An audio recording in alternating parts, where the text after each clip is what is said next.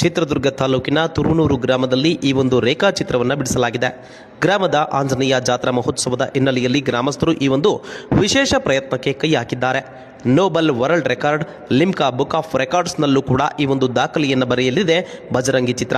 5 ಎಕರೆಯಲ್ಲಿ ಈಗಾಗಲೇ 10 ಲಕ್ಷ ರೂಪಾಯಿ ವೆಚ್ಚದಲ್ಲಿ ಈ ಒಂದು ರೇಖಾಚಿತ್ರ ನಿರ್ಮಾಣವಾಗಿದೆ.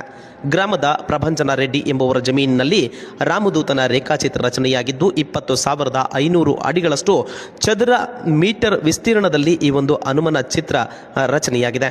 5 ಎಕರೆಯಲ್ಲಿ ಈಗಾಗಲೇ ಎಂಸ್ಯಾಂಡ್ನಲ್ಲಿ ಮೂಡಿ ಬಂದಿರುವಂತಹ ಬಜರಂಗಿ ಚಿತ್ರಕ್ಕೆ 75,000 ರೂಪಾಯಿ ವೆಚ್ಚದಲ್ಲಿ ಬಜರಂಗಿಗೆ ವಿದ್ಯುತ್ ದೀಪಗಳನ್ನು ಕೂಡ ಅಳವಡಿಕೆ ಮಾಡಲಾಗಿದೆ.